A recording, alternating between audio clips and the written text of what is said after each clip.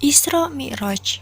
Assalamualaikum warahmatullahi wabarakatuh teman-teman. Apa kabar kalian semua? Semoga selalu dalam keadaan sehat walafiat ya. Di dalam video ini, Ibu akan menceritakan tentang Isra Mi'raj nih. Kalian tahu nggak sih Isra Mi'raj itu apa? Yap, Isra Mi'raj adalah perjalanan Nabi Muhammad SAW atas perintah Allah Subhanahu wa Ta'ala yang ditempuh dalam waktu semalam. Isra artinya perjalanan Nabi Muhammad SAW dari Masjidil Haram di Mekah ke Masjidil Aqsa di Yerusalem. Sedangkan Mi'raj adalah perjalanan Nabi Muhammad SAW dari bumi menuju langit ketujuh, lalu dilanjutkan ke Sidratul Muntaha. Muntaha menjadi akhir perjalanan Nabi Muhammad SAW untuk menerima perintah Allah Subhanahu wa Ta'ala. Perintah tersebut merupakan sholat 5 waktu sehari semalam. Lalu, bagaimana cerita Nabi Muhammad SAW dalam peristiwa Isra Mi'raj ya? Berikut ceritanya. Tonton video ini sampai habis ya, teman-teman. Didatangkan kepadanya Buraq, yaitu hewan putih yang panjang, lebih besar dari keledai dan lebih kecil dari kuda. Dia meletakkan telapak kakinya di ujung pandangannya. Maka Nabi Muhammad SAW pun menungganginya sampai tiba di Baitul Maqdis.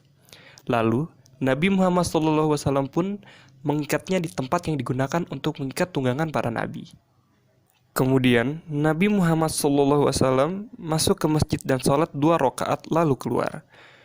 Kemudian datang kepadanya Jibril dengan membawa bejana berisi kamar dan bejana berisi air susu. Nabi Muhammad SAW pun memilih bejana yang berisi air susu. Jibril pun kemudian berkata, "Engkau telah memilih yang sesuai fitrah." Langit pertama. Kemudian Jibril naik bersama Nabi Muhammad SAW ke langit pertama, dan Jibril meminta dibukakan pintu. Maka dikatakan kepadanya, "Siapa engkau?" Dia menjawab, "Jibril." Dikatakan lagi, "Siapa yang bersamamu?" Dia menjawab, "Muhammad." Dikatakan, "Apakah dia telah diutus?" Dia menjawab, "Dia telah diutus." Maka dibukakan bagi kami pintu langit dan Nabi Muhammad SAW pun bertemu dengan Adam. Langit kedua. Kemudian kami naik ke langit kedua. Dan Jibril meminta dibukakan pintu. Maka dikatakan kepadanya, "Siapa engkau?" Dia menjawab, "Jibril." Dikatakan lagi, "Siapa yang bersamamu?" Dia menjawab, "Muhammad." Dikatakan, "Apakah dia telah diutus?" Dia menjawab, "Dia telah diutus." Maka dibukakan bagi kami pintu langit kedua, dan Nabi Muhammad SAW pun bertemu dengan Isa bin Maryam dan Yahya bin Zakaria. Langit ketiga. Kemudian Jibril naik bersamanya ke langit ketiga, dan Jibril meminta dibukakan pintu. Maka dikatakan kepadanya, "Siapa engkau?" Dia menjawab, "Jibril." Dikatakan lagi, "Siapa yang bersamamu?" Dia menjawab, "Muhammad." Dikatakan, "Apakah dia telah diutus?" Dia menjawab, "Dia telah diutus." Maka dibukakan bagi mereka pintu langit ketiga. Nabi Muhammad SAW pun bertemu dengan Yusuf yang telah diberi separuh dari ketampanan wajahnya. Langit keempat. Kemudian Jibril naik bersamanya ke langit keempat, dan Jibril meminta dibukakan pintu. Maka dikatakan kepadanya, "Siapa engkau?" Dia menjawab, "Jibril." Dikatakan lagi, "Siapa yang bersamamu?" Dia menjawab, "Muhammad." Dikatakan, "Apakah dia telah diutus?" Dia menjawab, "Dia telah diutus." Maka dibukakan bagi mereka pintu langit keempat, dan Nabi Muhammad SAW pun bertemu dengan Idris. Langit kelima.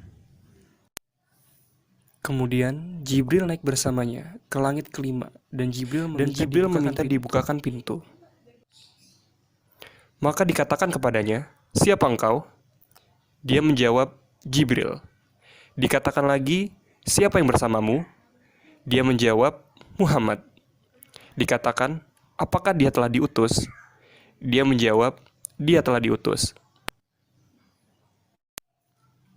Maka dibukakan bagi mereka pintu langit kelima dan Nabi Muhammad SAW pun bertemu dengan Harun. Langit keenam.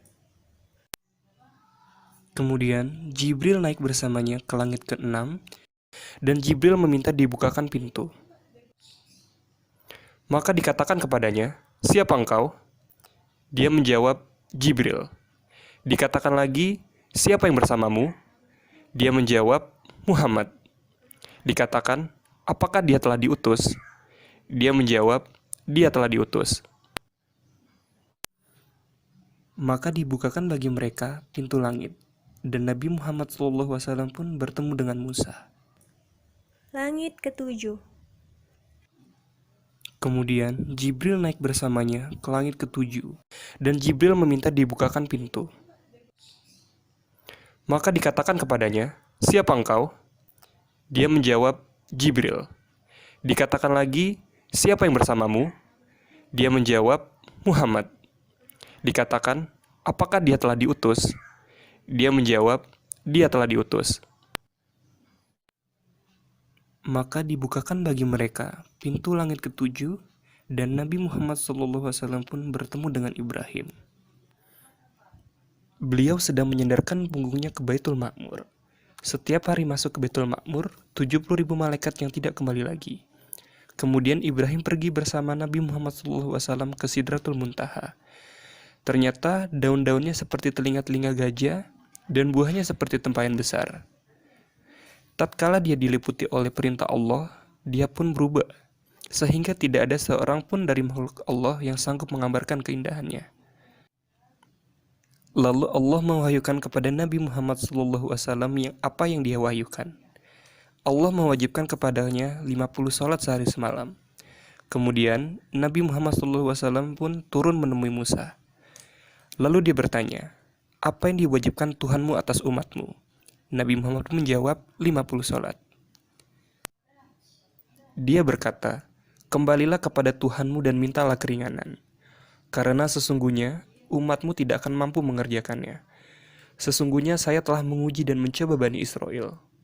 Maka Nabi pun kembali kepada Allah Subhanahu wa Ta'ala seraya berkata, "Wahai Tuhanku, ringankanlah untuk umatku." Maka dikurangi darinya 5 salat. Kemudian Nabi Muhammad SAW kembali kepada Musa dan berkata, "Allah mengurangiku untukku 5 salat." Dia berkata, "Sesungguhnya umatmu tidak akan mampu mengerjakannya. Maka kembalilah kepada Tuhanmu dan mintalah keringanan." Maka terus-menerus Nabi Muhammad SAW pulang balik antara Allah dan Musa.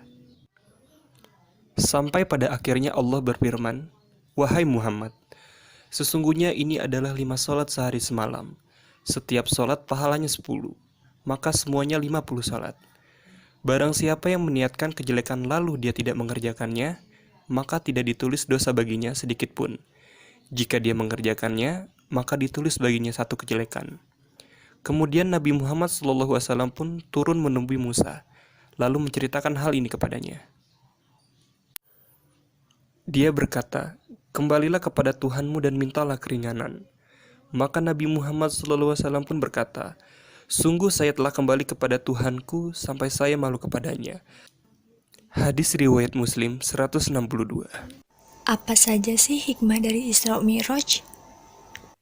Tadi kalian sudah mendengarkan cerita tentang Isra Mi'raj dari Bu Rizka, dan dari cerita itu kita bisa mendapatkan beberapa hikmah. Yang pertama, hikmah perjalanan ajaib. Perjalanan ajaib atau mukjizat yang ada atau dimiliki oleh Nabi Muhammad itu tidak bisa dipercaya oleh manusia di masa itu.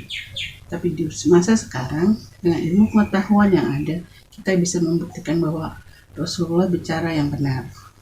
Dan membenarkan apa yang Rasulullah sampaikan itu adalah perjalanan keimanan. Seperti Abu Bakar yang mengiyakan dan membenarkan perkataan Rasulullah dan mengiyakan perintah yang disampaikan Rasulullah kepada kita untuk sholat.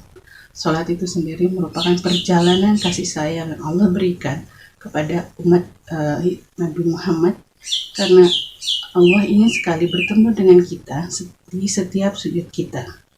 Di setiap sujud kita Allah ingin mendengar semua permintaan kita. Dan permintaan kita itu bisa kita sampaikan pada Allah dan sehari 5 kali.